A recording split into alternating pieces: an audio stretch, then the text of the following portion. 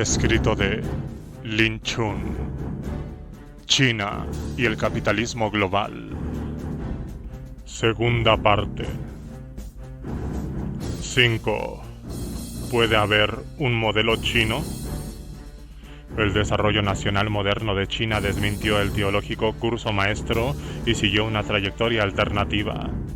Fue en lo esencial una búsqueda colectiva de, sucesivamente, una alternativa revolucionaria a la modernidad colonial, una alternativa socialista al estatismo estalinista y una alternativa reformista a la integración capitalista.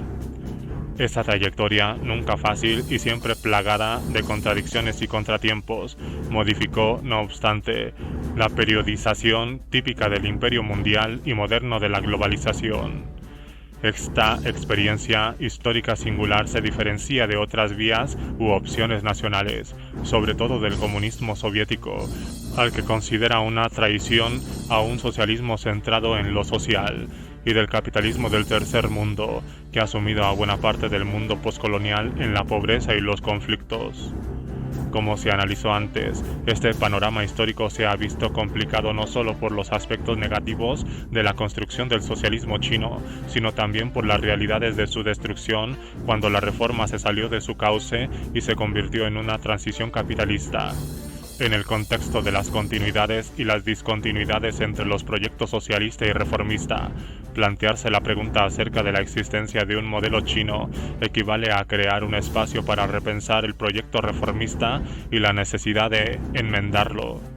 De ahí que esa tarea intelectual esté lejos de legitimar la actual manera de hacer las cosas en China. Por el contrario, todo elemento que contradiga el compromiso a largo plazo con el socialismo debe rectificarse para que se ajuste al modelo socialista. En los argumentos al uso en el debate reciente sobre el modelo chino, es precisamente esa postura crítica lo que está ausente. Por un lado, se observa una idealización ciega de la manera en que China maneja el crecimiento, mezclando el autoritarismo político con la liberalización del mercado. Del otro, se pone de manifiesto esta engañosa discrepancia, pero se considera solucionable solo mediante un reordenamiento político en línea con el libre mercado. El cambio de régimen equivale a una transformación capitalista en toda línea. En ese debate se omite la voz de quienes se oponen a ambas versiones del predominio del capital burocrático o privado. A contrapelo de esas versiones, el modelo socialista chino puede inspirarse en los mejores recursos vivos de las tradiciones revolucionaria y socialista de China. Como telón de fondo está el despertar de China, que se asocia en un nivel con la globalización económica y en otro con una amenaza política al orden mundial. Lo cierto, sin embargo, es que, si se tiene un sentido de la historia, resulta incuestionable que China despertó unas 6 décadas atrás, en 1949, cuando el pueblo chino se puso en pie, a lo que siguió la más valiente autodefensa china en los campos de batalla coreanos. Ese fue un verdadero momento chino de la historia mundial. Puede que hoy China sea un actor de más peso en los asuntos mundiales, dado que sus pasos tienen un impacto instantáneo en los mercados globales y las relaciones internacionales. Y en el plano interno, sin duda ha reducido la pobreza y aumentado significativamente el nivel general de vida. Pero nada de esto habría tenido lugar en el país en desarrollo más grande del mundo si no hubiera sido, para empezar, una nación moderna, independiente, liberada y orgullosa de sí misma. La infraestructura nacional, social, física y humana fundamental se había transformado antes de He Hui, la integración global, la reforma o la apertura. Para no mencionar que toda ganancia importante en la era de la reforma se paga con grandes pérdidas de las mismas dimensiones. Por tanto, resulta muy problemático hablar ahistóricamente del despertar de China o de un modelo chino sin reconocer importantes vínculos históricos y causales. Una presunción paralela es la del consenso de Beijing. Si bien, como construcción descriptiva más que prescriptiva, se centra convincentemente en la importancia de una autonomía y la innovación nacionales, pasa por alto los obstáculos y el disenso.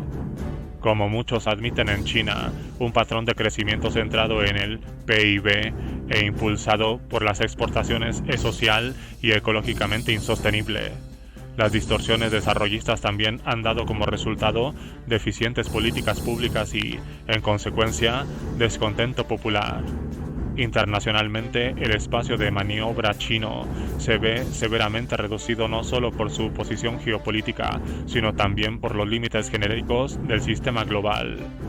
Los flujos chinos de inversiones directas hacia el exterior, por ejemplo, hacen que necesariamente surjan tensiones con independencia de las diferencias que puedan existir entre las inversiones chinas, que no tiene una condicionalidad política, excepto en el caso del principio de un país, dos sistemas relativo a Taiwán y las prácticas occidentales del viejo colonialismo o los más recientes programas de ayuda. Los países ricos también han utilizado el tema de los derechos laborales para poner a China a la defensiva en el terreno moral. ¿Cuál es entonces el consenso alternativo al consenso de Washington, que se desvanece globalmente pero sigue siendo muy influyente en los círculos políticos de Beijing? ¿Puede haber realmente un consenso válido en torno a la explotación, la contaminación o la dependencia? A diferencia de un consenso de Beijing no consensual, un modelo normativo chino se atendría a su compromiso con el socialismo y se opondría a cualquier reforma que se apartara de ese compromiso en vez de ocultar o legitimar ese alejamiento. La formulación de dicho modelo necesitaría, por tanto, espacio para rectificaciones en la actualidad y posiblemente en el futuro. No hay duda de que existen serios desacuerdos acerca del modelo chino, la vía china, la experiencia china, las ventajas chinas, etc., así como una oposición a todas esas formulaciones. No obstante, el debate permite escapar de la camisa de fuerza ideológica del sin discusión que le ha dado luz verde al desarrollo capitalista en China.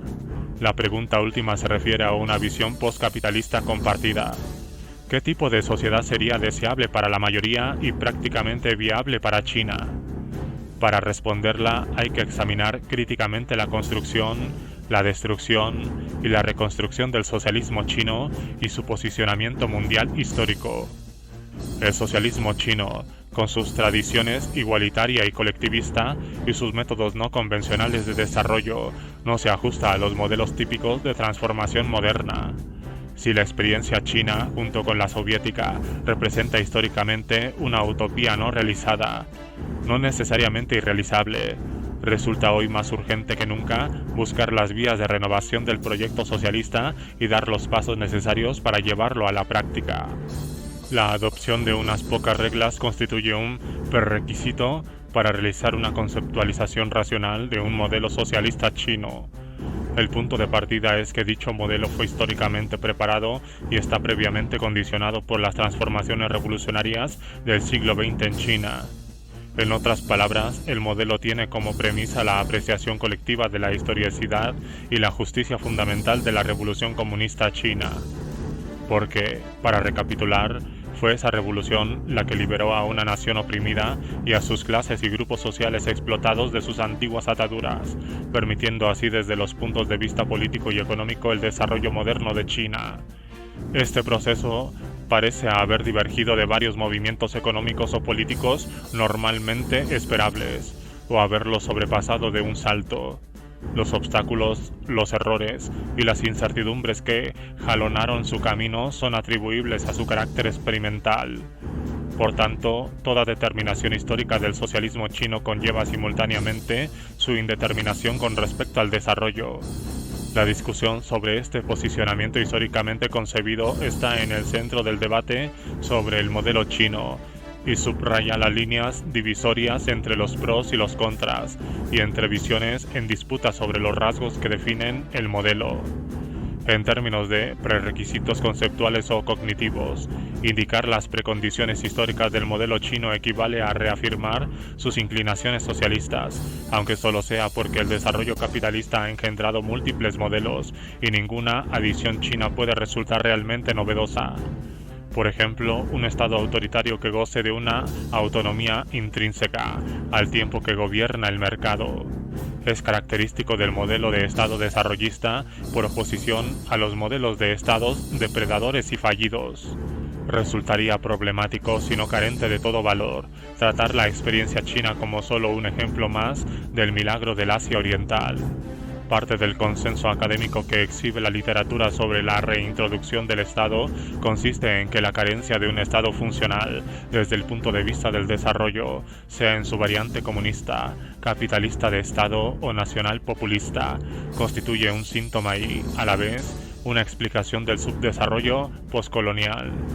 Y el funcionamiento del Estado es la lógica no solo de una economía planificada, sino también de las economías de mercado avanzadas, sean cuales fueran sus autoengañosas ideologías. El Estado de la República Popular China está empeñado en el desarrollo, aunque no sea necesariamente desarrollista desde su inicio, y comparte algunas características con sus vecinos, como el nacionalismo económico y la capacidad estatal.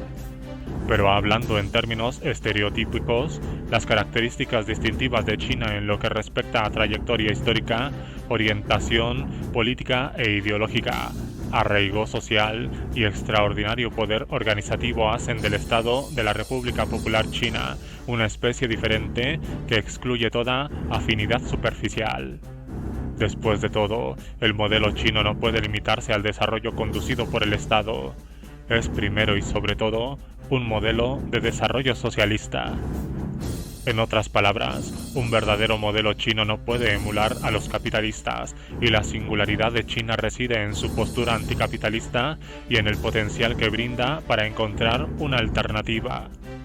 Por tanto, el socialismo es la primera premisa conceptual de cualquier construcción significativa de un modelo chino que no se limite a los métodos para lograr el crecimiento. La historia moderna de las luchas revolucionarias de China en pro de la liberación nacional y la reorganización social, así como del desarrollo y la prosperidad, constituyen el lugar donde hay que buscar los orígenes de su dependencia presente o la de la vía que sigue. Por otra parte, la historia va mucho más allá y brinda otras fuentes para los cambios modernos. De Confucio a Sun Zhongshan, como lo resumiera Mao, los grandes tesoros tradicionales de China, mucho más ricos que el mero confucianismo, también se reinventa continuamente. Los diversos mundos econaturales y cultural materiales de una China en evolución son contemporáneos con su experiencia cotidiana. El reconocimiento de la necesidad de una ruptura revolucionaria, no obstante, hace que 1949 siga siendo el hito fundacional más importante del desarrollo chino. Otra premisa necesaria es una autoconsciente postura de tener en cuenta a China. Los parámetros capitalistas son severamente limitantes, pero no deterministas. Esa postura insiste en la centralidad de los deseos, conocimientos y recursos locales como un antídoto contra la fiebre de Jie, enraizada en un culto postcapitalista y autosubestimador al occidente capitalista, especialmente a los Estados Unidos.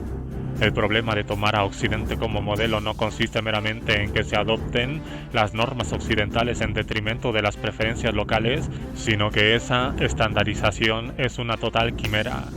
China, o en realidad cualquier país de desarrollo tardío, no tiene posibilidad de seguir los pasos de los euronorteamericanos que fueron históricamente privilegiados. Incluso Asia Oriental es difícilmente replicable sin las ventajas del enorme mercado y la ayuda económica y militar estadounidenses de que gozó como aliada regional de este último país durante la Guerra Fría. Pero tener en cuenta de ningún modo quiere decir proteccionismo autárquico. Una China que confía en sí misma es abierta en su actitud y su visión.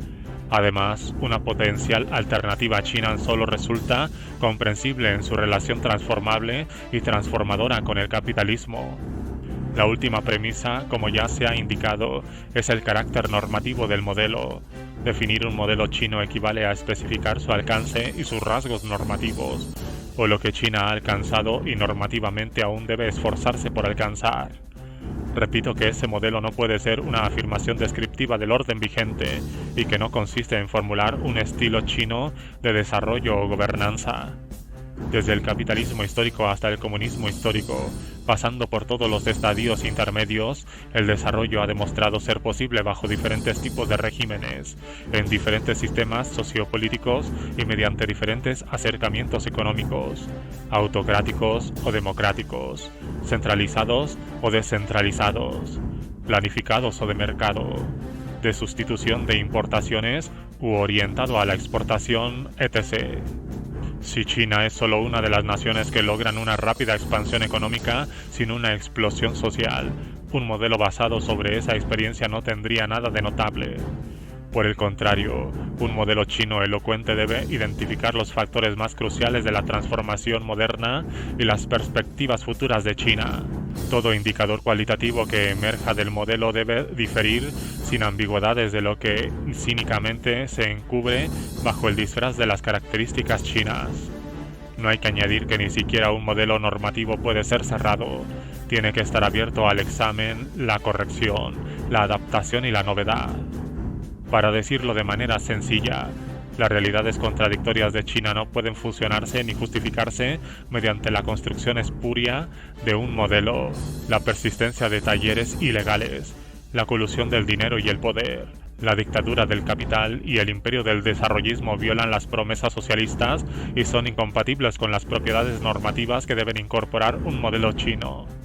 A la inversa, atributos como la moral comunista de confiar en las masas y servir al pueblo, la eficiencia organizativa social de un gobierno que trabaja para el bien público, la promoción y la protección por el Estado de los trabajadores y las trabajadoras, el compromiso nacional con la independencia, la dignidad, la igualdad internacional, etc., validarían el modelo.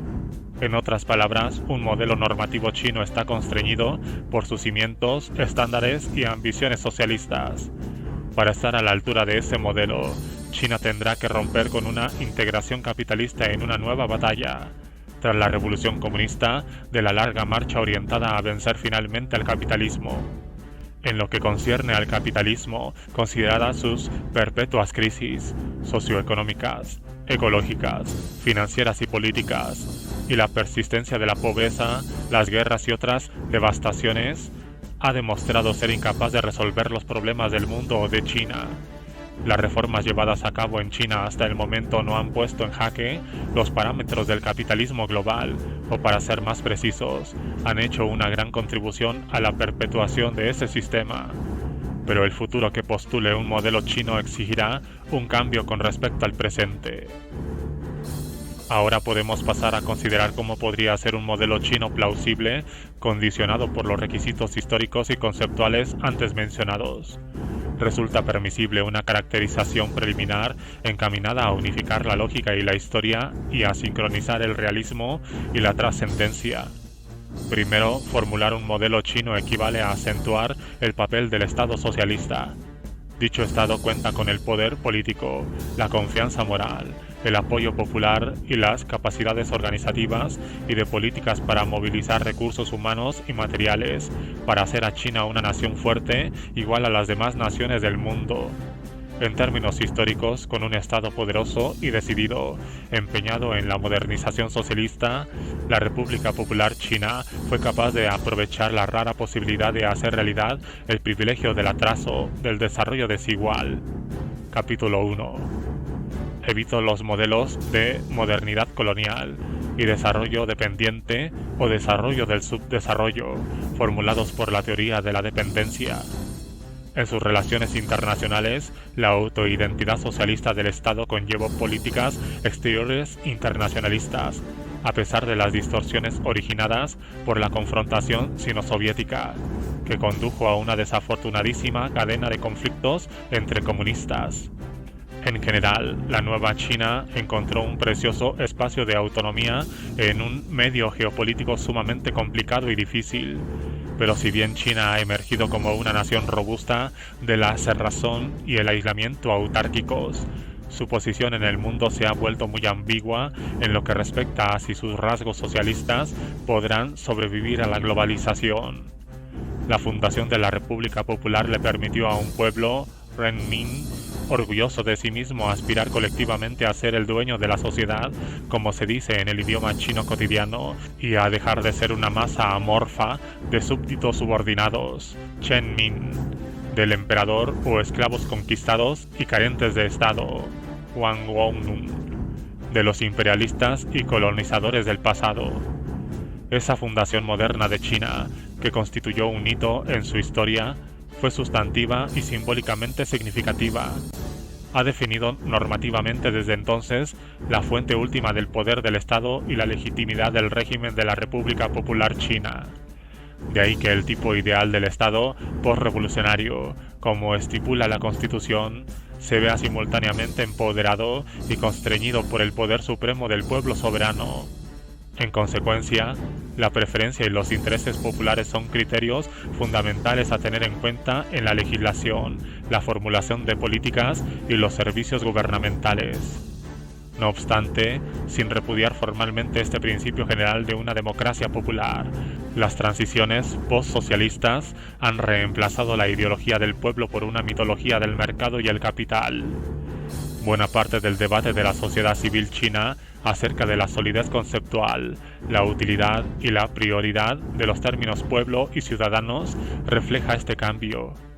Del conjunto de la trayectoria de la República Popular China sobresalen dos elecciones históricas interconectadas. Por un lado, un Estado socialista poderoso, comprometido con la soberanía del pueblo, el desarrollo nacional y el bienestar público es una condición de primer orden para la prosperidad china. Por el otro, solo bajo la supervisión institucionalizada de organizaciones sociales autónomas en el marco de un orden constitucional y legal puede garantizarse que el Estado mantenga su rumbo. No puede haber socialismo si se elimina la libertad y se sofoca la creatividad, porque lo social, que es intrínseco al socialismo, se convertiría en algo hueco. La persecución política y los maltratos a las personas en la era de la lucha de clases produjeron heridas y desilusiones profundas, distorsionaron el socialismo y catalizaron el antisocialismo desde el seno del Estado. Sin embargo, ni las reformas legales formalistas ni la búsqueda de una política normal, sea o no electoral, pueden sustituir a la democracia. Un mensaje que proviene tanto del periodo anterior como del posterior a la reforma es entonces el de que resulta imperativo contar con una democracia socialmente sustanciada, centrada en el pueblo como sujeto colectivo y también en los ciudadanos individuales. En otras palabras, si el populismo maoísta como idealización abstracta no satisfizo ese grandioso deseo, tampoco lo han hecho la insistencia en la legalidad y los procedimientos de la era posterior a Mao.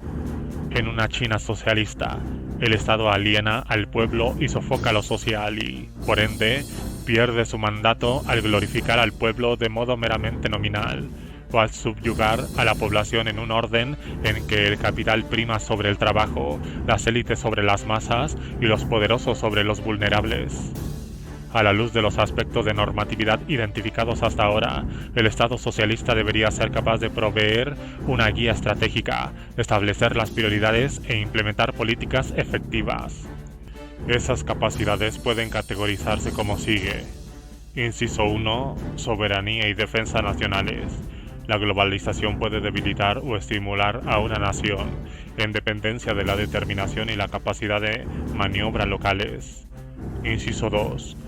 Control público sobre los recursos esenciales de la nación: tierra, recursos minerales, agua, bosques y otros bienes naturales, sobre las industrias y los servicios públicos de primer nivel como la electricidad, el transporte, las telecomunicaciones, la vivienda social, la educación y la salud pública, y sobre la macroplanificación de las inversiones y la asignación de recursos fundamentales, la regulación de los mercados y los instrumentos de política.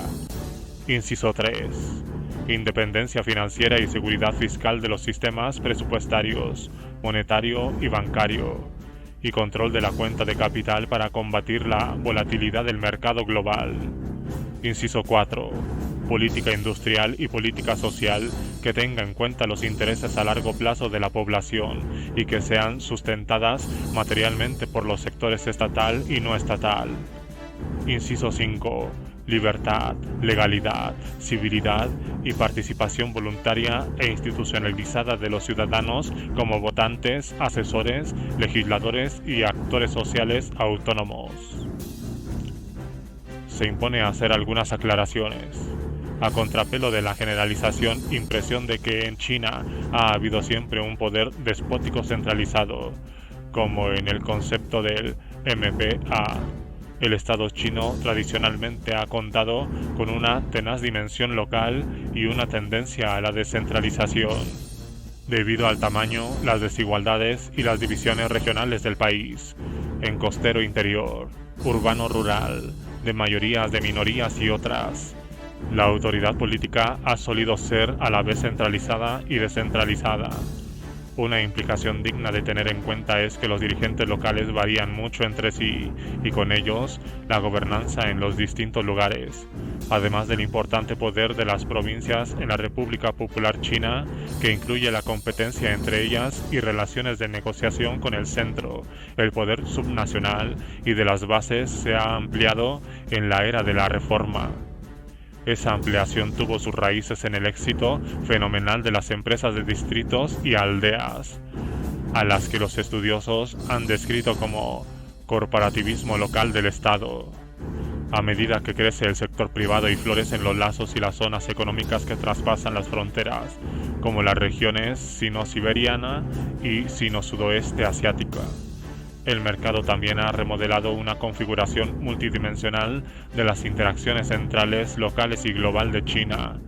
Fuerzas locales interceptadas por fuerzas globales sortean como cosa de rutina al centro y sus reglas, regulaciones e instrucciones de política, con lo que se erosionan las funciones públicas y el sistema estatal.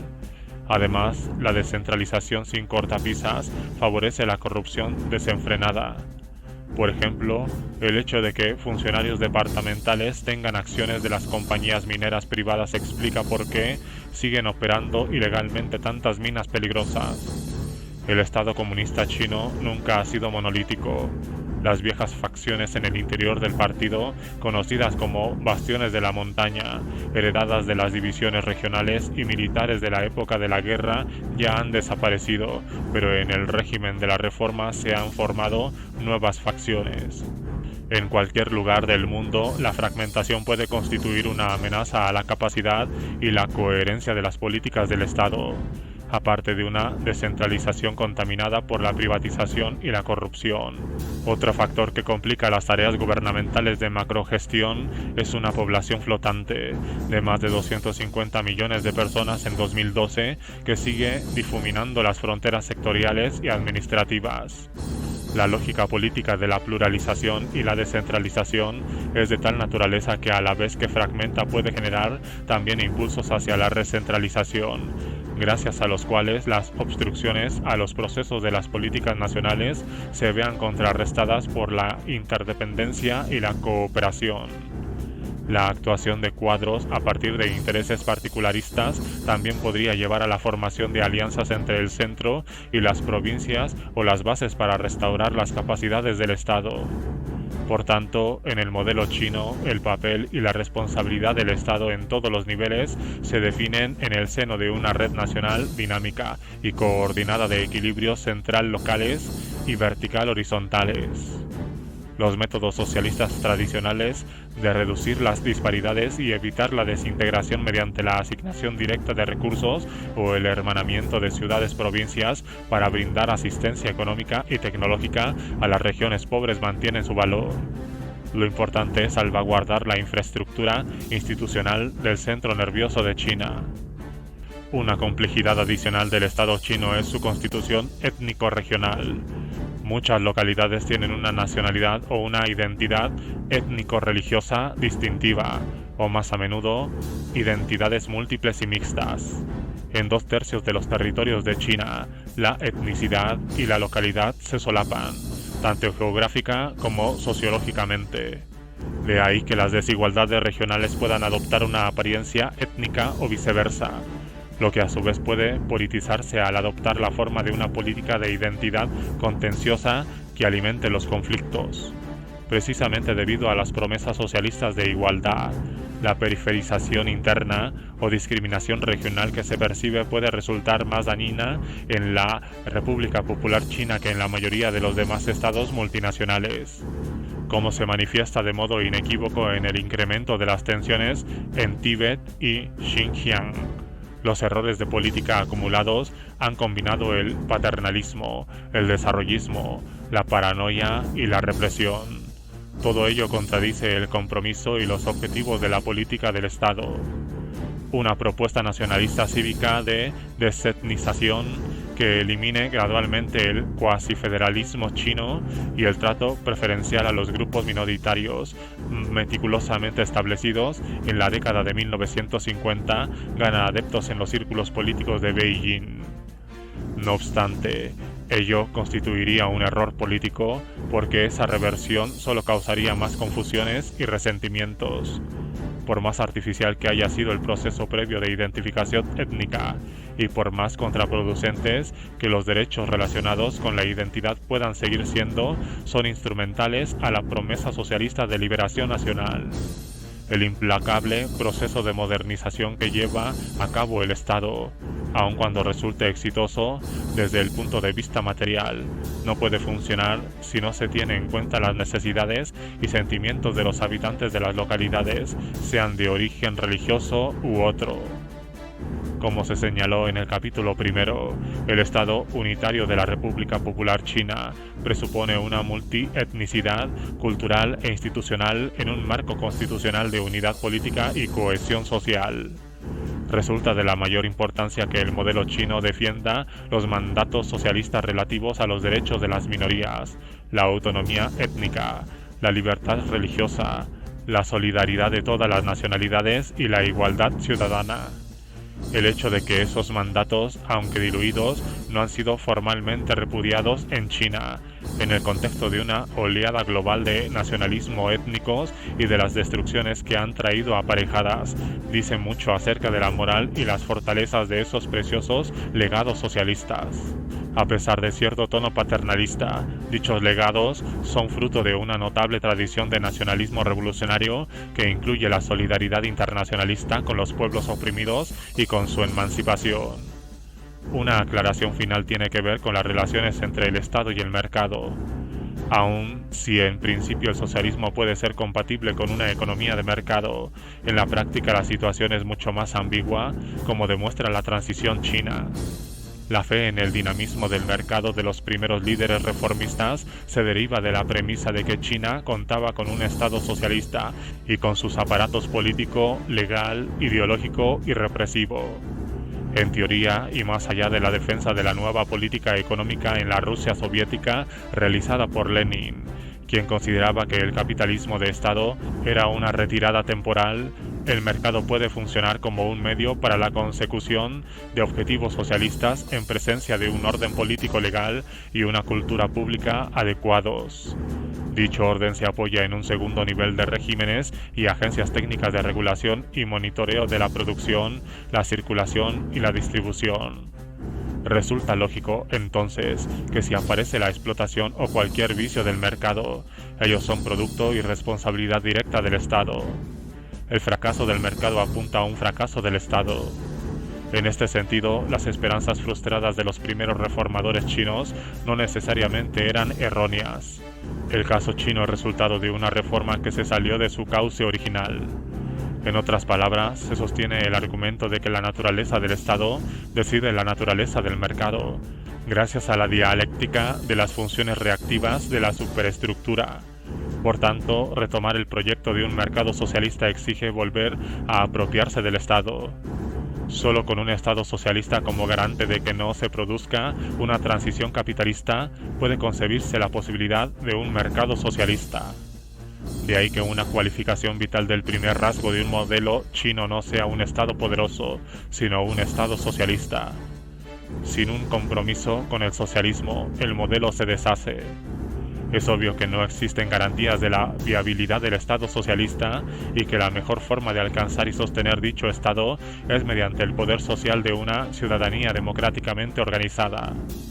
un Estado social, digamos, de, por y para el pueblo, y solo el socialismo puede maximizar la democracia en la práctica. No obstante, el Estado de la República Popular China en la actualidad está plagado de contradicciones. A nadie se le oculta que en el curso de la transición capitalista puede deslizarse hacia algo más alienado, perseguidor de renta, represivo o desmesurado. Mientras más resistentes sean las fuerzas sociales, más feroz puede tornarse el nuevo orden. Debe aplastar a quienes critican y aplacar a quienes protestan, a contrapelo de la falsa percepción de que existe una oposición entre el neoliberalismo económico y la represión política. La verdadera lógica es que los liberales de mercado dependen de la existencia de un Estado represivo. En algunas áreas clave, como las finanzas, ellos son el Estado. Es en este terreno de la exigencia popular de que el gobierno esté comprometido con el pueblo y rinda cuenta de sus actos, más que en cualquier norma provinciana o instrucción paternalista venida del extranjero y que se pretende universal, que la democracia tiene un sentido concreto y urgente para el pueblo chino. Esto es, con su proyecto de democratización inacabado, China necesita explorar sus legados modernos que resultan relevantes para este tema. La concepción revolucionaria de la historia desde abajo, las ideas de la soberanía del pueblo y la línea de masas, y los experimentos de participación de los trabajadores en la gestión. Estas tradiciones autóctonas bien pueden tener ventajas morales y organizativas cuando se las compara con las normas globales de una política electoral que a menudo tiene más rasgos plutocráticos que democráticos.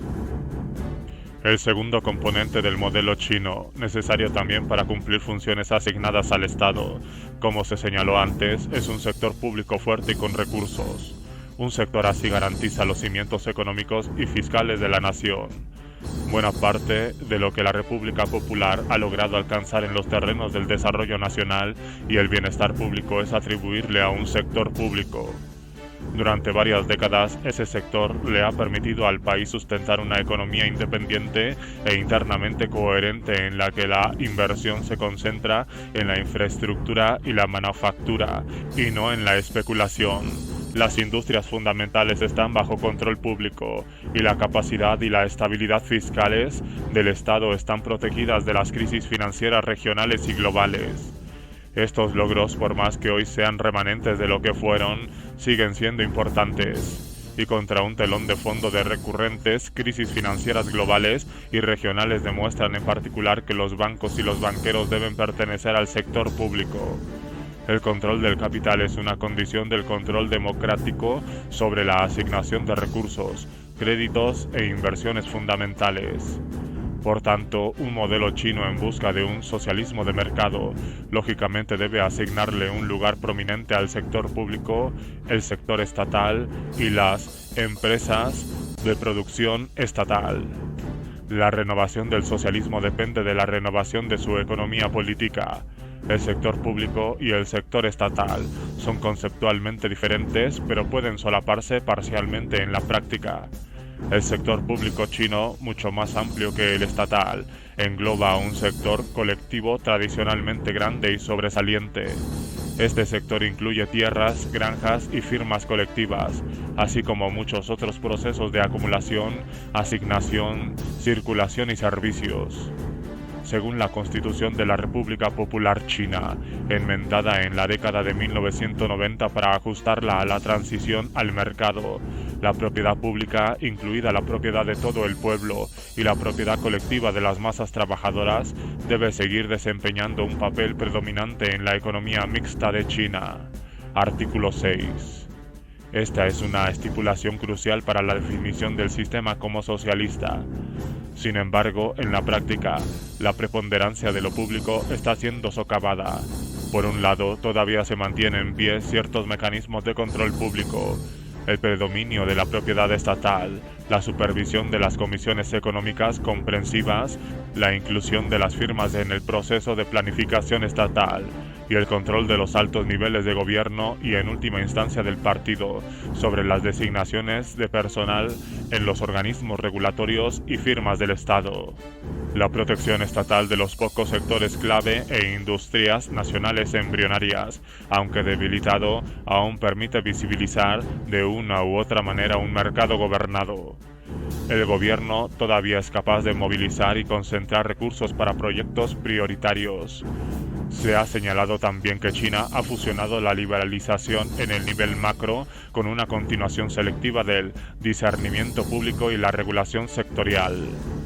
Mientras tanto, los grandes bancos comerciales que son propiedad del Estado siguen siendo un elemento crucial del arsenal del Estado para disponer y canalizar su masiva inversión interna, lo que hace que China esté considerablemente menos integrada al sistema financiero global.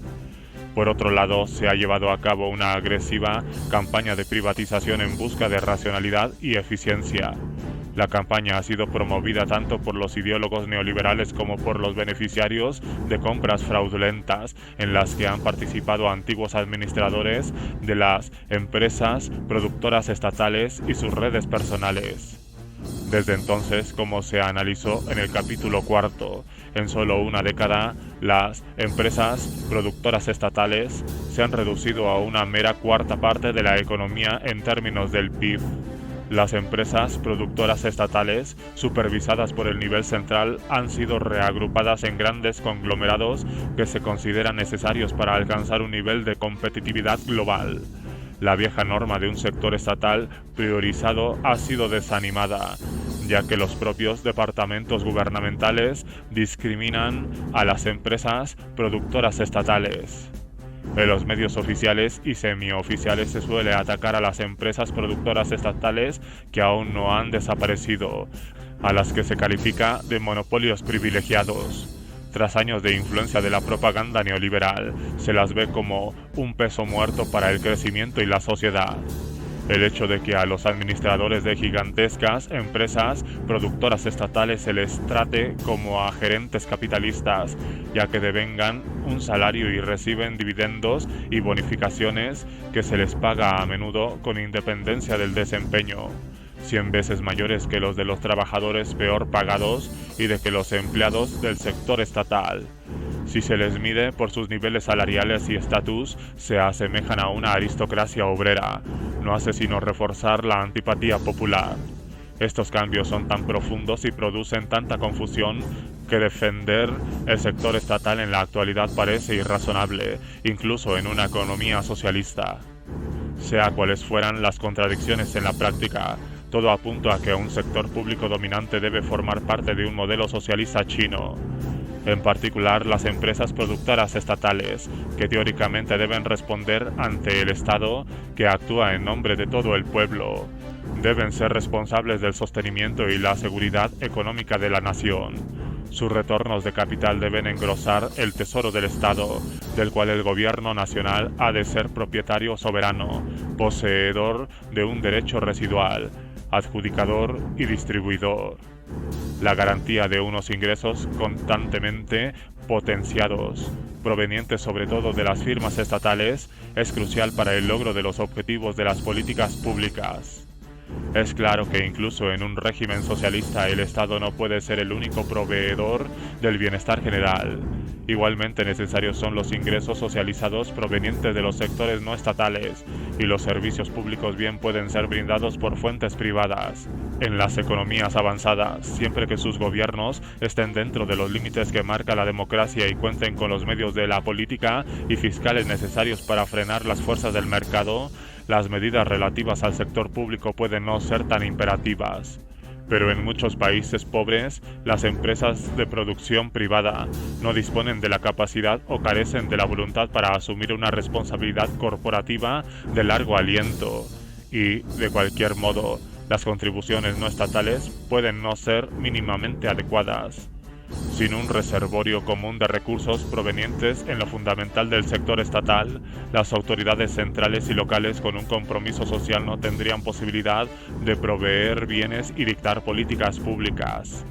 James Smith y otros seguidores de la tradición socialista liberal plantean también que si bien a los ingresos provenientes de fuentes privadas se les puede dar un uso público, los regímenes impositivos y regulatorios de una u otra manera entran en un acuerdo contractual burocráticamente oneroso con quienes pagan impuestos, cuotas y rentas. El asunto es que sin ingresos sustanciales del capital estatal y otras entradas a partir de recursos públicamente administrados, la economía se vería lastrada por impuestos excesivos en relación con los márgenes de ganancia, lo que desembocaría en deudas cada vez mayores y una disminución de los incentivos. En ese caso, el gobierno tendría que seguir emitiendo bonos y, en consecuencia, subir las tasas de interés para controlar los préstamos excesivos. Ello, a su vez, perjudicaría la inversión óptima en términos productivos. En esta versión, un sector estatal a escala suficiente es necesario y deseable para que una economía de mercado funcione de manera sana. Además, en una economía deficientemente socializada o en transición como la de China, el sector público sigue contando con recursos y, aun si eso no es enteramente cierto, resulta más confiable en los procesos de adopción de políticas que los sectores privados. Esto se ve claramente en las áreas de educación, salud, seguridad social y protección ambiental, donde la asignación pública y la inversión insuficiente, o el escrutinio y la aprobación públicos ineficientes de las decisiones fundamentales han dado como resultado grandes desastres. El reducido sector estatal chino, con su fuerza relativa en las industrias energética pesada y de alta tecnología, aún posee una ventaja insuperable para sustentar la renovación industrial y el crecimiento económico general. Constituye también la última línea de defensa institucional del mercado financiero y el proceso fiscal del país contra las depresiones inducidas desde el exterior. De ahí que este sector contrapese los monopolios de las empresas de producción privada y la concentración privada de riqueza y poder, y le brinde al gobierno y a sus políticas prioritarias una base económica segura. Las empresas de producción estatal son, por su diseño mismo, instrumentales para las obras de infraestructura necesarias en regiones remotas, los programas sociales redistributivos, los proyectos de investigación-desarrollo, deseables desde el punto de vista público aunque arriesgados o con un bajo retorno, y para muchas otras necesidades de inversión y servicios que no tengan el atractivo de la rentabilidad. Como carecen de incentivos financieros, dichas necesidades suelen ser desatendidas por los inversionistas a corto plazo, que buscan ganancias rápidas. En otras palabras, puede que por definición las empresas productoras estatales no sean rentables, pero realizan una contribución crucial al desarrollo, el empleo y el equilibrio estructural. Los subsidios de bancos estatales a las que no cumplan el requisito de la rentabilidad son totalmente justificables, precisamente debido al deber que tienen de paliar los fallos, el despilfarro o el comportamiento explotador del mercado. Las empresas productoras estatales, aunque sujetas a procesos presupuestarios y contables estándar, no deben ser evaluadas según el criterio de mercado de incremento de las ganancias. El ajuste estratégico y la integración industrial chinos, encaminados a recentrarse en el mercado interno y alcanzar una mayor autonomía tecnológica, exige serias reformas de las empresas productoras estatales y no que se les haga sufrir mayores penurias. Por ejemplo, según el derecho de sociedades vigente, el poder de los accionistas y administradores prevalece sobre toda iniciativa de la Asamblea de los Trabajadores en lo que concierne a las decisiones administrativas y los nombramientos fundamentales de personal. Otro ejemplo es que las ganancias de las empresas de producción estatal no llegan adecuadamente a los cofres del Estado. Puede que haya que modernizar todavía más las firmas y conglomerados estatales para que lleguen a ser competitivos a nivel global, pero a la vez deben aspirar a la independencia tecnológica. Para satisfacer las expectativas de un modelo chino, el sector estatal deberá también reasumir en todo su alcance y profundidad sus funciones públicas bajo un efectivo control público. Ello podría lograrse mediante una diversidad de instituciones innovadoras, junto a las ya conocidas. La condición subyacente a su asunción de un papel puntero en la producción, aunque no necesariamente una gran proporción de la misma, en el marco de una economía singularmente configurada. Una vez que madure un mercado socialista, es que el sector estatal chino opera ahora en una economía de mercado y maneja herramientas de mercado. La privatización desembosada es solo una de las amenazas. Otra es un socavamiento subrepticio desde dentro del propio sector. A todo lo ancho del antiguo mundo comunista, el secuestro de lo público por los intereses privados de una clase oligárquico compradora de antiguos cuadros del aparato es cosa común. La variante china de esa clase no solo ha realizado enormes malversaciones con fines de acumulación privada, sino que ha mediado en masivas transferencias de riqueza de China a compañías, bancos y gobiernos extranjeros. La conversión del capital político en económico y viceversa le ha permitido a esa clase mantener o asumir importantes posiciones en el sector estatal y en los propios organismos reguladores gubernamentales. Robar lo que a uno se le confía no es una actitud vinculada a una cultura específica, pero resulta más trágico que haya podido suceder en una sociedad postrevolucionaria en la que no hace mucho fue necesaria una cruenta revolución para eliminar a depredadores y ladrones. El desafío que le plantea la integración al mercado a esta insistencia es un sector público robusto como componente del modelo es formidable. Parece no haber ninguna protección eficiente para aislar lo nacional social del mercado global y el interés público del lucro privado. Aun cuando no ha cedido el control de su cuenta de capital, China ha visto mermar sus reservas internacionales con el proceso de desorden financiero global. La gradual disminución de las flexibilidades transitorias con respecto a las regulaciones de la OMC reducirá más su espacio de maniobra. La pregunta entonces es si un Estado socialista y un sector público pueden resultar decisivos y cómo.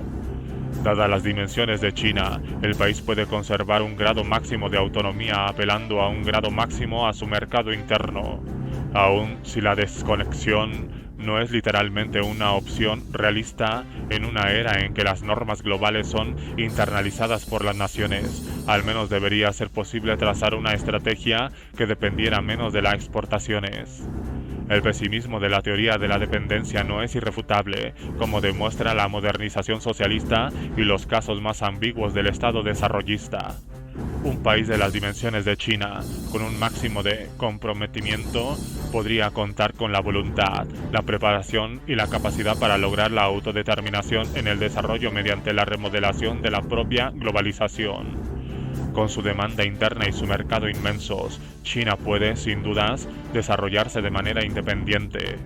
Después de todo, las reformas comenzaron con una estrategia inteligente de integración selectiva, no en toda la línea. Un sector público con alcance y capacidades de producción y acumulación suficientes, que es un ingrediente central de esa estrategia, debe también definir el modelo chino. Un tercer elemento constitutivo del modelo, paralelo a los antes analizados, es el lugar prioritario que ocupa en el desarrollo del bienestar del pueblo o Minsheng. El hecho de que la nueva China haya logrado alimentar a casi una quinta parte de la población mundial y continuando intentando mejorar sus condiciones de vida es un acontecimiento histórico de dimensiones mundiales. No hay que ir más allá de la India para realizar una reveladora comparación mediante el empleo de indicadores sociales que se aplican internacionalmente, desde el desarrollo humano en general hasta el alivio de la pobreza en particular. Mientras que China ha eliminado a las antiguas clases explotadoras y parásitas, la India omitió una ruptura revolucionaria con el pasado comparable. Aunque los rasgos de una sociedad de clases derrotada han regresado al mercado chino, el régimen todavía está sometido a una intensa presión para legitimarse, dado que conserva el socialismo en su identidad oficial. Por el contrario, la democracia india, que gracias a la celebración de elecciones libres exime a su clase política de realizar necesarias reformas sociales y proveer un bienestar adecuado para los pobres, las clases y castas inferiores, las mujeres y los niños, y una ciudadanía activa en general, aún no ha sido socialmente sustantiva. La tesis de Amartya Sen sobre el desarrollo como libertad, centrado en los derechos y las capacidades individuales y humanos, capta la esencia de Minsheng en su significado universal. Minsheng es una idea antigua. En los tiempos modernos, los revolucionarios republicanos lo adoptaron como uno de los 3 principios del pueblo: nacionalismo, democracia y sustento de la vida. Para alcanzar el objetivo del sustento de la vida del pueblo, China necesitaba una revolución social que trascendiera lo meramente político. Minsheng ha estado en el centro de los programas comunistas desde el inicio como elemento a materializar y desarrollar bajo el régimen de bien pueblo del socialismo chino y, posteriormente, bajo un proyecto de reforma de Xiao Kang, prosperidad moderada. La obra socialista ha sido considerablemente desmantelada, y con ello el cuidado al centro de trabajo socialista y a las identidades relacionadas con el trabajo. Las comunas rurales solían hacerse cargo de sus necesitados, no solo a la manera antigua de la economía moral a partir de los fondos acumulados por el colectivo, sino también mediante planes estatales especialmente diseñados para las categorías más vulnerables: las familias de mártires y servidores de la revolución, los discapacitados, los jóvenes y los ancianos sin apoyo familiar, etc. El desorden que ha sobrevenido tras la disolución de las comunas y el deterioro vertiginoso de la infraestructura física y humana llevaron al gobierno, al cabo de algún tiempo, a eliminar el impuesto a la agricultura, incrementar la inversión y los subsidios al sector rural y a asumir sus responsabilidades financieras en programas sociales fundamentales. Aunque 100 millones de personas viven aún por debajo del nivel oficial de la pobreza, está en curso la reconstrucción de un sistema de seguridad social amplio que integre zonas urbanas y rurales. En términos de demandas populares, durante los años de dificultades y de prosperidad, de avances y de retrocesos del Estado, siempre se ha esperado que el gobierno satisfaga las necesidades básicas como cuestión de mandato de quien dirige.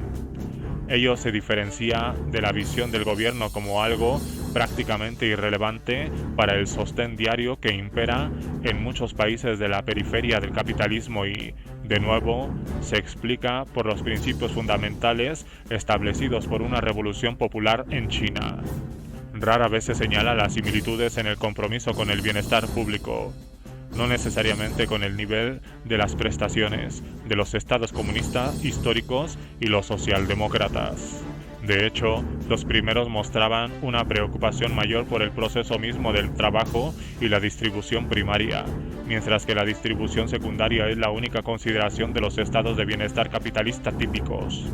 No obstante, los embates neoliberales se sintieron con más fuerza en China, donde el igualitarismo se denuncia directamente en el discurso de la reforma, y algunos símbolos del socialismo chino como el gran caldero y el cuenco de hierro para el arroz, o las organizaciones y prestaciones colectivas han sido en buena medida abandonados. Al desmantelar muchos de los logros alcanzados con tantas dificultades, China se ha convertido en una de las sociedades más desiguales del mundo, en la cual, por ejemplo, los ricos no pagan impuestos progresivos o sobre la herencia. Según el Buró Nacional de Estadísticas, el coeficiente Gini fue de cerca de 0,50 durante varios años del nuevo siglo y era de 0,474 en el año 2012.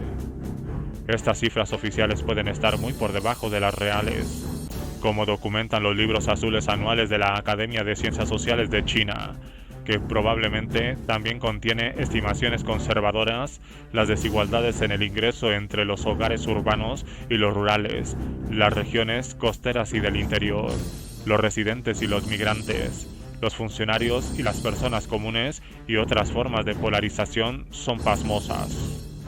En lo que toca al bienestar de los trabajadores, desde la época de Mao, China ha venido forjando una fuerza de trabajo educada, capacitada y laboriosa que rivaliza con cualquier otra en cantidad, calidad y disciplina.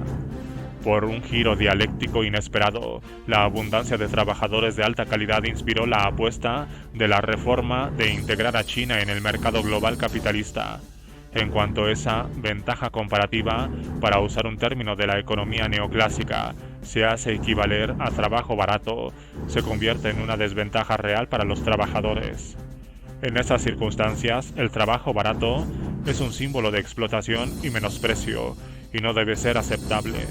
tanto en la concepción como en la práctica, esa fuerza de trabajo superior y no la baratura del trabajo lo que constituye una genuina ventaja comparativa que subyace a la espectacular velocidad de crecimiento chino. Es más que obvio que el trabajo no puede ser barato, ni en costo ni en estimación en una economía política socialista. La explotación, la degradación como la que implica el calificativo de grupos vulnerables y las relaciones industriales controladas por la administración deprimen los salarios y el bienestar.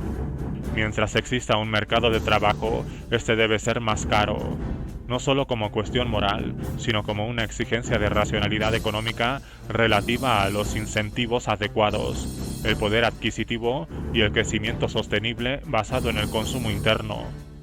Como plantean los economistas más perceptivos, lo que debe aumentar su valor son los salarios chinos y no el renminbi, la moneda, que sigue haciéndolo por las presiones estadounidenses. Un aumento artificial de los salarios no solo ayudaría a reequilibrar la economía china, dependiente ahora de las exportaciones, sino que disminuiría las tensiones de la competencia en el mercado global de empleo. China fortalecería su capacidad económica y retendría las ganancias para sus trabajadores. La retención sobre el excedente no debe constituir un problema en un Estado socialista. Minsheng no es lo mismo que crecimiento. El crecimiento puede o no beneficiar a la sociedad de modo uniforme. De manera similar, el crecimiento no es lo mismo que el desarrollo, en especial el desarrollo humano y social. De hecho, el desarrollismo, una ideología que no tiene en cuenta los costos humanos, sociales y ambientales del crecimiento, es nocivo para el desarrollo. La atención al bienestar público entendida como una responsabilidad social también difiere por entero del consumismo de mercado. La polarización actual de la sociedad china entre el gasto suntuario frenético en un extremo y el subconsumo inducido por la pobreza en el otro no es más que el fracaso de una política. Otros problemas urgentes que afectan la vida del pueblo, los empleos y salarios, las cuentas médicas y las matrículas universitarias, los precios de la vivienda y la seguridad alimentaria, etc., no hacen sino reafirmar la moralidad y la materialidad esenciales del compromiso con el bienestar universal. Minsheng no requiere abundancia, sino que se refiere a la satisfacción de las necesidades. Es también una medida de la unidad entre los mundos social y natural, y de la sobreproducción y el sobreconsumo. Sería una perversión del deseo humano y un insulto a la decencia humana que todo fuera para vender. Además, el mercado por sí solo no conduce a la prosperidad común. Lo que es crucial es una desmercantilización del trabajo y los bienes públicos básicos. La crítica de Marx al trabajo mercantilizado sigue siendo refrescante. El trabajador se convierte en una mercancía cada vez más barata a medida que crea más mercancías. La devaluación del mundo de los hombres es directamente proporcional al valor creciente del mundo de las cosas. Puede que el lenguaje de los valores humanos intrínsecos y su alienación por el mercado que aparece en los escritos de juventud de Marx no sea perfecto desde un punto de vista materialista histórico maduro, pero este acerto y el de que, en consecuencia, al transformar nuestro medio necesariamente nos transformamos a nosotros mismos, constituye el elemento teórico fundamental relativo a la dialéctica de nuestra relación metabólica con la naturaleza y nuestras relaciones sociales descubierto por Marx. La acumulación de capital funciona mediante procesos ecosistémicos, procesos físicos, químicos y biológicos, y mediante procesos sociales, políticos y culturales en los que también tienen lugar resistencias. Esos procesos transforman tanto lo subjetivo como lo objetivo y pueden abrir posibilidades sin precedentes de desarrollo. Al final, solo cuando los trabajadores y las trabajadoras se liberan de las tediosas tareas cotidianas de la sobrevivencia y del temor por su sustento, pueden tornarse individuos completos, por oposición a los unidimensionales de Marcuse, y ciudadanos activos. Por tanto, Minsheng conlleva también una ambición política y trascendente. En China se ha sostenido encendidas discusiones sobre los límites del mercado en lo que toca a áreas protegidas como la salud, la educación y las pensiones. En la agenda política también hay un plan para calcular el PIB verde, ya que a las tasas de crecimiento se les puede descontar diversos costos y externalidades. Burbujas, transacciones especulativas, construcciones y demoliciones repetidas, consumo de energía y generaciones de emisiones, etc. En China se insiste más en la inversión en tecnologías verdes que en algunas economías avanzadas.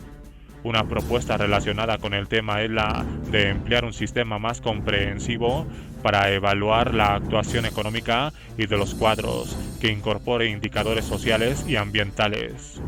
El ahorro de energía, la reducción de las emisiones y la restricción a la extracción de recursos están entre esos indicadores de sostenibilidad y mejoría de la calidad de vida. Hasta el momento, el patrón de desarrollo de China ha mostrado una extrema obstinación debido a los intereses creados que han echado raíces en todos los niveles de la administración. Las más recientes protestas contra la contaminación y las construcciones contaminadoras han logrado parar unos pocos proyectos y el gobierno ha establecido normas más estrictas sobre la expansión industrial. Pero otras cosas, como los ingresos locales o la pérdida de empleos de las fábricas que cierran sus puertas, son difíciles de resolver en el marco del orden existente. La relocalización de empresas problemáticas en las regiones más pobres solo contribuye a transferir o dispensar la contaminación, no a reducirla. Pero los críticos urbanos de clase media no necesariamente se preocupan por ello. Sin embargo, no es posible alcanzar Minsheng sin liderazgo político, coordinación económica y solidaridad social. Y Minsheng debe tener una adecuada expresión en el modelo chino. El aspecto final del modelo, condicionado por los tres anteriores, de los cuales forma parte integral, es la organización, la participación y el poder de la sociedad. Unas prestaciones públicas que garanticen la seguridad y el bienestar universales constituye la base material inmediatamente necesaria para activar la agencia de los participantes populares. Solo eso puede darles a las personas la libertad necesaria para su autorrealización y liberarlas del temor. Se considera que en su origen ateniense, la democracia era un sistema político en el que los miembros se creen iguales desde el punto de vista político, son colectivamente soberanos y poseen todas las capacidades, recursos e instituciones necesarios para autogobernarse. No obstante, en formulaciones más superficiales, pero más comúnmente citadas, a menudo se pasa por alto las capacidades y los recursos necesarios para alcanzar la autonomía y la organización. Uno de los mayores logros de la Revolución Comunista fue una organización social intensa, que solo se puede apreciar adecuadamente en el contexto histórico de que el pueblo chino era como un puñado de granos de arena. La movilización y la organización revolucionarias efectivas constituyen un sello de la política comunista y una fuerte y un bastión indispensable de la modernidad china. La línea de masas, o articulación de los intereses y preferencias populares mediante una espiral continua de las masas, solicitudes e iniciativas a las masas, agregación y resultados, fue un método novedoso y una opción racional del partido para llevar la revolución a la victoria. Movimientos subsiguientes de movilización y transformación socialista conservaron ese método, hasta que comenzó a prevalecer la política normal tras la era de Mao.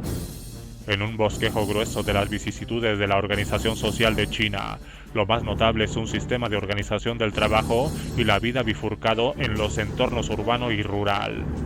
Las unidades de trabajo estatales y colectivas, Danwei, de las ciudades, los pueblos y las comunas del campo se establecieron en el marco de una estructura de planificación central y pleno empleo, aunque con una gestión diferente que mostraba un sesgo urbano. La colectivización y la descolectivización transformaron dos veces la China rural, donde, además, han surgido nuevas formas organizativas. Capítulo 7. A pesar de las acciones sistemáticas de autodestrucción, incluida la distorsión de su ideología, la capacidad organizativa del partido sigue siendo formidable. La idea de una sociedad y una política participativa es autóctona de China y fue fuertemente promovida por la Revolución Comunista. La revolución se trazó la meta de crear un nuevo tipo de política que le permitiera a un pueblo antes marginado y oprimido adquirir una subjetividad histórica. De ahí que el populismo maoísta proclamara una gran democracia de participación desde abajo que culminó en los ataques de la revolución cultural contra lo que se percibía como burocratización y degeneración del propio partido-estado. A todo lo largo de su historia, la República Popular China ha dado muestras de complejas cualidades tanto para asumir como para manipular las aspiraciones populares. Los procesos políticos más participativos no parecen particularmente compatibles con el supuesto progreso de la liberalización económica y política, y la política normal puede ser socialmente arrogante y represiva. No obstante, los individuos atomizados como actores de mercado le dejan el camino libre a una santa alianza de las élites administrativas y financieras, intelectuales y medias, a las que popularmente se denomina en China el cuadro de hierro. El espíritu colectivo y la participación popular constituyen una carencia especialmente sensible en una época de fragmentación y erosión social. Tocqueville tenía mucha razón cuando decía que la apatía política y la codicia eran la salvaguarda del despotismo porque distraen la atención de los hombres de los asuntos públicos. Normativamente, la combinación de organización social y participación popular forma parte integral del poder social y la democracia, y el empoderamiento de los individuos y la sociedad está en la naturaleza misma del autogobierno, en el cual resulta alcanzable el libre desarrollo de la individualidad y la colectividad. Si el socialismo, por definición, se centra en lo social, entonces está destinado a ser socialmente democrático. Estas afirmaciones normativas resultan útiles a la hora de realizar un examen crítico de la experiencia china pasada y presente, pero no se debe tomar como una condena ahistórica del comunismo histórico. Se debe realizar críticas honestas y extraer lecciones. Los episodios épicos de los movimientos populares de China tienen que ser historizados, y sus valores democráticos merecen ser reconocidos. Incluso las tendencias estatistas y antidemocráticas de la época deben juzgarse a la luz de sus circunstancias internas y externas. No hay que olvidar que los regímenes comunistas, por lo general, estaban sometidos a agudas presiones de seguridad y tenían que defenderse mediante una industrialización rápida y un control social efectivo. Ni tampoco que la respuesta maoísta sigue siendo singular porque era antiestatista en su ideología y sus experimentos de política. El firme compromiso del partido con la activación de la sociedad en la experiencia china intensificó la paradoja entre el socialismo y el estatismo tan común a las empresas comunistas. Tampoco hay que conceptualizar lo social como lo opuesto al Estado. Lo social anti-Estado sería la antítesis tanto del Estado como de la sociedad. De hecho, una sociedad participativa en coexistencia con un Estado socialista debe ser uno de los rasgos del modelo chino. Esos dos componentes recíprocos se sustentan mutuamente en términos de una democracia basada sobre el poder social. La concepción contemporánea de la sociedad civil difiere de la hegeliana y la marxiana y se apega al énfasis de Tocqueville en la movilidad social y la igualdad. Si bien promueve el activismo social autónomo, puede ser falaz si se ve atrapada en una presuposición de antagonismo entre el Estado y la sociedad. Los matices ideológicos de este y otros conceptos que constituyen puntos de referencia de la ciencia social pueden llevar a confusión cuando se aplican acríticamente a estados que no son los capitalistas liberales que construyeron su base empírica original. El Partido Comunista Chino, por ejemplo, como enorme partido de masas con una fuerte ideología y raíces sociales muy extendidas en el momento cumbre de su hegemonía, ha penetrado en la sociedad a través de su alcance organizativo en las bases y entre sus miembros propios.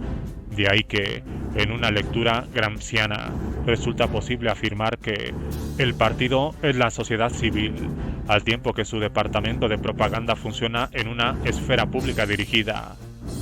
Como es lógico, los estudios convencionales no gustan de esta interpretación, y el profusismo discurso acerca de la sociedad civil no la acepta. No obstante, las esferas del Estado y la sociedad, y la organización social desde arriba y desde abajo que, especialmente en el socialismo chino, se entremezclan y posibilitan su mutua exclusión como pretende el lenguaje al uso. Puede que en la medida en que el poder del Estado en China haya cedido gradualmente a las fuerzas del mercado en un desamañado proceso de devolución, la sociedad china se haya tornado más distintiva en su alcance e identidad. Pero si la sociedad civil se hace indistinguible de la sociedad de mercado, no puede verse libre de propensiones explotadoras y antidemocráticas. La engañosa doctrina antiestatal del liberalismo no tiene en cuenta el poder privado sin frenos que se resiste a la regulación del Estado y oculta los vínculos abiertos y secretos, legales e ilegales, entre el servicio público y el lucro privado. Cuando eso ocurre, la acumulación de capital político y económico en una suerte de acción asociativa o privatismo cívico está sumamente distante de la participación social y priva a la sociedad de su poder y sus capacidades autocorrectivas latentes. Una postura pública democrática a favor de la defensa de la sociedad está obligada, por tanto, a frenar no solo al Estado, sino también a la concentración en manos privadas del poder, la riqueza y los recursos en el marco de una sociedad civil. Hay que insistir entonces en que la democracia en China consiste en devolver al socialismo el terreno de la social y reapropiarse del Estado desde dentro. No se trata de combatir una dictadura socialista para instaurar una democracia capitalista, sino de movilizar los recursos del socialismo para superar sus contradicciones y lograr su propia democratización. Para un modelo socialista chino que aspire a contar con la fuerza social de la organización y la participación, las formas y los canales de apoyo institucionales deben ser múltiples.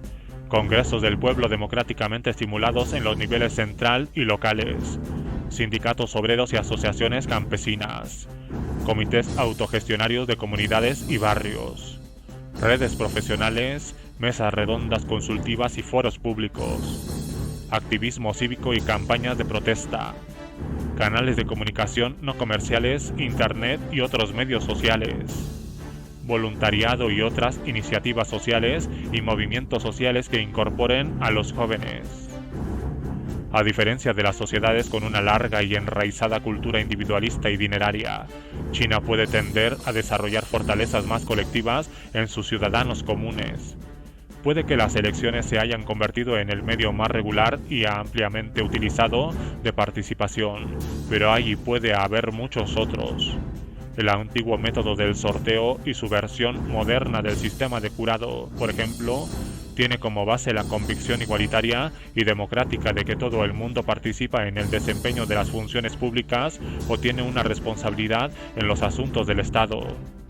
Como apuntara Marx en el modelo de la Comuna de París que describió en La Guerra Civil en Francia, los funcionarios no son políticos profesionales, sino que se eligen al azar y están sujetos en todo momento a una revocación de su mandato. Con independencia de si teóricamente el Estado debe comenzar a desaparecer en una democracia socialista. Democratizar a China aquí y ahora supone rechazar el fetichismo institucional. Puede haber acercamiento múltiples, viejos y nuevos, alternativos y autóctonos y aún por inventar, al logro de la representación y la responsabilidad ante el pueblo. Una dimensión importante del empoderamiento social es la democracia económica, en el sentido de que toda democracia en la que los centros de trabajo no sean gestionados democráticamente estará vacía o mutilada. Un ejemplo chino que no llamó al control obrero debido a que se presuponía que el Estado y el sector público socialistas lo garantizaban es la constitución de Angang, un proyecto de revolución de la gestión tipo línea de masas dirigido contra la jefatura de un solo hombre, soviética y el taylorismo. Esos fugaces experimentos que promovían la participación de los trabajadores en la gestión y de los cuadros y técnicos en el trabajo fabril fueron pioneros de un modelo que combinaba la democracia industrial y el postfordismo, equipos flexibles, jerarquía fluida, multioficio y emulación cooperativa en la producción, planificación participativa, elaboración colectiva del presupuesto, igual paga por trabajo igual y participación en los beneficios en la labor de gestión. Ese experimento es uno de los legados más radicales e imaginativos del socialismo chino. Se avisoraba y ponía en práctica nuevos modos de trabajo y vida. En el contexto intelectual y político más amplio, la idea maoísta de caminar con los dos pies y liberar la energía popular en todos los sectores y a todos los niveles es tan profundamente humanista, a pesar de que Mao era un crítico feroz del humanismo burgués que llega al extremo del idealismo o el evolucionismo.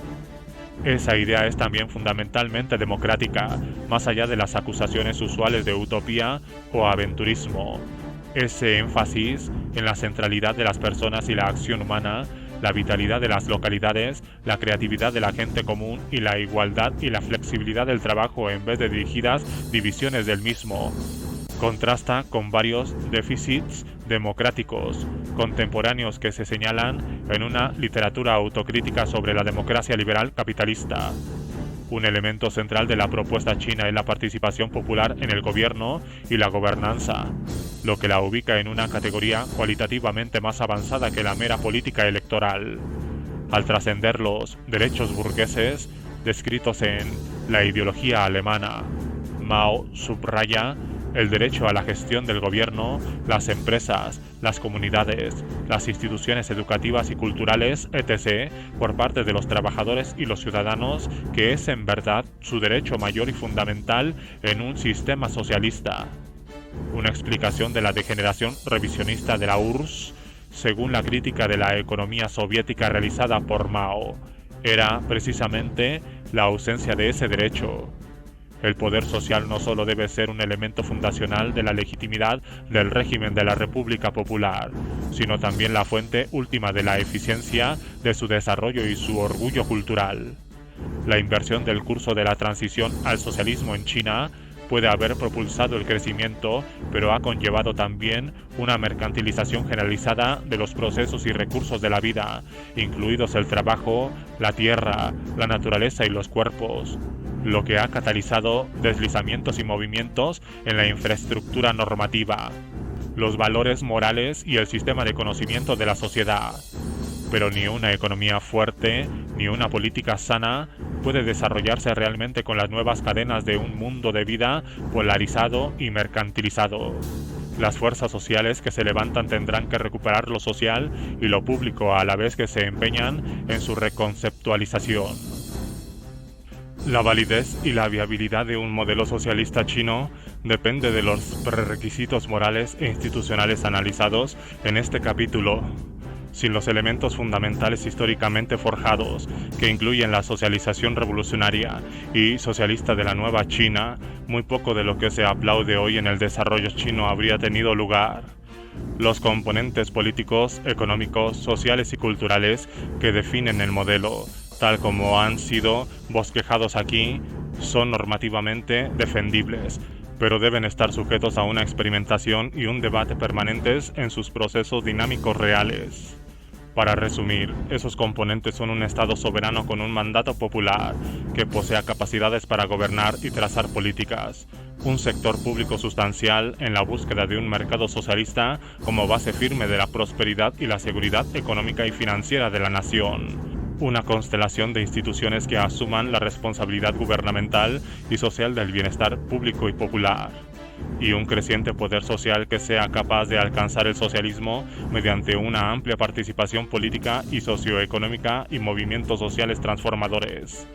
Los conflictos o peligros en cada uno de esos campos de no atender a lo anterior son una distorsión política y una fragmentación aún mayores de la capacidad del Estado para establecer políticas, una privatización mayor de las empresas productoras estatales y de otros bienes e instituciones públicos, la persistencia de desigualdades y de deficientes prestaciones públicas, y la destrucción y descomposición del compromiso y el poder social y de la ciudadanía. Dado que un proyecto socialista no es una imposibilidad teleológica, vale la pena formularlo y debatirlo. Se debe apuntar, finalmente, la gran ventaja que sus dimensiones geográficas y sus tradiciones revolucionarias le brindan a China. Su autonomía política sigue siendo lo suficientemente grande como para impugnar la superioridad y universalidad del capitalismo global y chino, que ha sido ideológicamente establecida. Si el pueblo chino lograra o no derrotar a sus adversarios y ganar así tiempo y espacio para un nuevo viaje, es cuestión que corresponde a la política. aunque en el seno de sus condiciones históricas e internacionales específicas. Aun si la globalización está en el orden del día, soslayar la posición primaria que ocupan lo nacional y lo local, sobre todo en los casos de países geográfica y demográficamente enormes y con recursos históricos singulares como China, sería un error. Los papeles y las responsabilidades del Estado no pueden evadirse en ningún sitio, ni se debe olvidar nunca la fuerza de los seres humanos como agentes de la historia.